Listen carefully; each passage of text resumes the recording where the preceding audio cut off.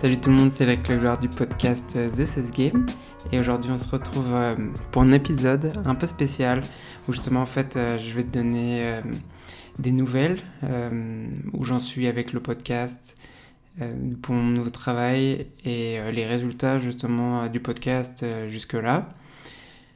Donc alors on va commencer avec le nouveau travail que je viens d'avoir. Donc, j'avais pas forcément expliqué, je crois, mais en gros, j'étais dans une boîte où j'étais dans l'équipe de prospection et je m'occupais justement d'avoir des rendez-vous pour l'équipe commerciale d'une boîte qui était dans les ressources humaines qui était aux États-Unis. Donc l'équipe de prospection était basée au Mexique et l'équipe commerciale était basée aux États-Unis. Et il y a à peu près un mois et demi, j'ai changé de taf et j'ai rejoint une autre boîte aussi qui est dans les ressources humaines. Et c'est une plateforme d'automatisation du recrutement. Donc là, la boîte elle s'appelle TalkPush. Et du coup, je m'occupe toujours de la prospection pour cette boîte. Donc l'objectif principal, c'est d'avoir des rendez-vous pour l'équipe commerciale, qui est d'une personne pour le moment. Donc c'est une petite équipe, mais on est en train de monter l'équipe au Mexique. Et c'est développer justement le marché. C'est principalement pour ça en fait qu'elle a été recrutée. Donc on est une équipe de 2 personnes pour la prospection et une équipe de 1 personne pour la partie vente. Et pour tout ce qui est la partie gestion des clients, l'attention clientèle, en fait justement le Costa Rica. Et en plus de la prospection, l'idée c'est de les aider sur tout ce qui est la stratégie de la prospection, de savoir les comptes qu'on va prospecter, que ce soit au Mexique et dans les autres pays en fait dans lequel la boîte elle est.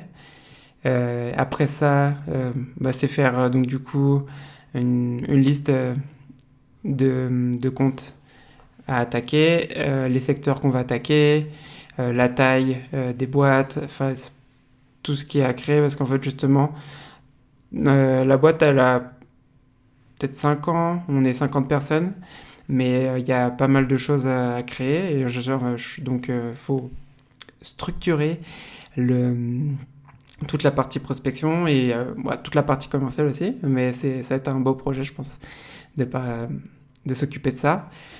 Après il y aura aussi la création en fait justement de la structure de l'équipe et après ça, former aussi justement les membres de l'équipe de prospection, qu'ils soient au Mexique, au Costa Rica ou dans les autres pays où on est.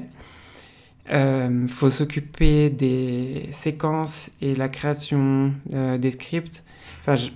Le script, c'est pas forcément l'idée de répéter de lire en fait ce que tu dois faire dans ta prospection, que ce soit par email ou ou sur les appels. C'est juste en fait que chaque personne ait une base sur laquelle s'appuyer et ensuite chacun le fait de façon naturelle en fait justement. Et aussi d'aider la boîte sur la partie des outils qu'on va occuper pour la prospection. Donc là, le premier mois, on était en train de tester les outils pour tout ce qui est la création la génération de données pour les prospects, sachant que pour le Mexique, il n'y a pas vraiment beaucoup d'outils qui fonctionnent. Donc on a testé ZoomInfo, LeadIQ, Seamless, Hunter, ce genre d'outils. Et l'idée, c'est de bosser sur ça et de voir ce qui nous fonctionne le mieux. Et on est encore en train de tester et je pense d'ici une semaine, on aura pris la décision en fait sur ça. Et donc ça, c'est principalement ce que je vais faire en fait dans ce nouveau poste. Et après ça, au niveau des résultats, justement pour le premier mois, je suis déjà à 5 rendez-vous avec des boîtes qui correspondent au client idéal. Et je suis assez content en fait d'avoir rejoint cette boîte parce que cette boîte elle appuie vraiment en fait la partie commerciale. Il y a vraiment beaucoup, ils investissent beaucoup dans les formations, dans les outils et justement au niveau des livres. Donc, donc c'est plutôt pas mal. Et donc je suis vraiment content d'avoir fait ce changement pour cette nouvelle boîte. Et le dernier point en fait justement pour ce nouveau travail, c'est ce que j'étais en train de dire il y a même pas 20 secondes, c'est au niveau de la formation. Ils nous forment pas mal sur le système de vente. Donc je sais qu'en France, les boîtes, ils utilisent surtout le Challenger Sales. Et justement, j'ai pas encore lu le livre, donc je ne sais pas exactement ça consiste en quoi, mais bon, c'est un système de vente qui est utilisé par plein de boîtes. Et justement, nous, dans cette boîte-là, c'est le système Sandler. Donc je sais qu'il y en a déjà des invités avec qui j'en ai parlé sur le podcast. Donc c'est une formation, je pense, qui est plus connue aux US. Et en France, j'ai vu qu'il y a une équipe commerciale donc, et qui distribue, commercialise cette formation. Mais je parlerai de cette formation, de ce système de vente, je pense, dans un épisode pour expliquer les avantages en fait, de ce système-là. Les inconvénients, je les ai pas encore, mais je pense que avoir un système de vente pour une boîte, c'est assez important. Enfin, c'est important, c'est primordial. Parce que dans les 2 boîtes où j'étais avant, il n'y avait pas de système de vente. Et chacun fait un peu à sa sauce. Et je pense qu'avoir le même système de vente pour tout le monde, ça aide à avoir une équipe qui a les mêmes bases. Et justement, c'est plus facile à faire tout ce qui est la partie de prévision, justement, des ventes pour la boîte. Surtout quand ta boîte elle commence à vendre de plus en plus, il faut un système et il faut commencer à avoir des processus. Donc c'est un peu aussi pour ça que d'avoir une structure, d'avoir un système de vente, c'est super important dans la vente justement pour commencer à progresser. Et là maintenant, je vais te parler du nouveau format en fait pour le podcast. Je vais toujours garder la partie interview, donc je pense qu'il est vraiment intéressante parce que je parle et comme ça tu peux entendre le point de vue de personnes qui ont plus d'expérience que moi et ça te permet d'avoir des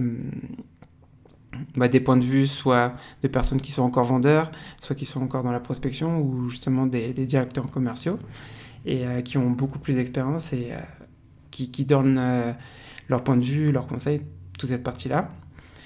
Et jusqu'à maintenant, en fait, j'étais un peu moins focus sur le podcast, justement à cause du nouveau travail. Le premier mois, il était assez intensif. Du coup, j'avais un peu laissé tomber le podcast, mais bon, là, on est reparti. Du coup, j'ai pris un micro et une webcam pour un peu améliorer pour améliorer le podcast. Et l'idée, en fait, c'était pas que je voulais pas prendre de l'équipement, parce que je pense que les gens, quand ils voient qu'une personne qui fait un podcast ou justement un youtubeur qui a du matos qui vaut 1000, 2000 euros, ça peut être un frein, en fait, je pense, pour se lancer. L'idée, c'était justement de commencer juste avec mon PC portable et un casque et de montrer que c'était possible, justement, de commencer un podcast. Et donc l'idée, à partir de maintenant aussi, ce serait aussi d'avoir des épisodes où justement je ferai des épisodes en solo, où je parlerai de thèmes précis, comme par exemple comment avoir des rendez-vous par email, comment avoir des rendez-vous par téléphone, les livres qui m'ont impacté cette année jusqu'à maintenant, la gestion du temps, pour un commercial, de mon point de vue bien sûr, et les outils que j'utilise et comment je les utilise. Donc là, ce sera plus, je pense, des épisodes en vidéo. Je pense pas que je les enregistrerai en audio parce que du coup tu verras pas comment je l'utilise. Et je voulais te demander aussi, donc si tu as des idées, n'hésite pas à les mettre en commentaire justement pour parler peut-être de sujets en fait qu'on parle pas forcément jusqu'à maintenant avec les invités ou justement sur les épisodes que je vais faire en solo. Et le dernier point, en fait, c'est sur les résultats du podcast. Donc là, dans une semaine, ça va faire 3 mois que j'ai commencé le podcast et je suis à 3000 écoutes en comptant YouTube et les épisodes sur Apple Podcast, Google Podcast, Spotify, sur toutes ces plateformes. Donc je pense que c'est un bon chiffre. En soi, je ne m'étais pas donné d'objectif parce que je pense que le plus important, c'est la valeur en fait des épisodes. Je pense aussi que tu t'en rends compte si tu écoutes depuis le début, la différence entre les épisodes, la différence au niveau de la structure, des questions, de comment je suis à l'aise, parce que je t'avoue que les premiers épisodes j'étais pas forcément à l'aise, mais bon, c'est pour être de plus en plus à l'aise, faut mettre ça en pratique, et c'est en faisant les épisodes que je gagne en confiance et que je fais de meilleurs épisodes.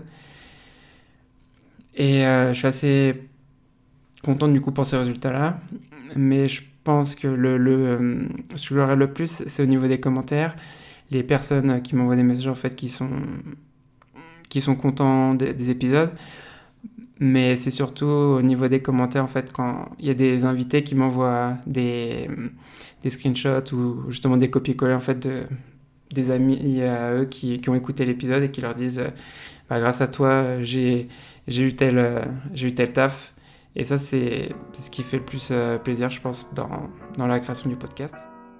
Merci d'avoir écouté cet épisode de The Sales Game. Si t'aimes le podcast, abonne-toi, laisse un commentaire, une note, partage-le avec tes potes, fais-le écouter à ta mère, en gros, fais-en ce que tu veux. Et ça serait top aussi si tu pouvais m'aider à le partager. On se revoit dans le prochain épisode. Ciao!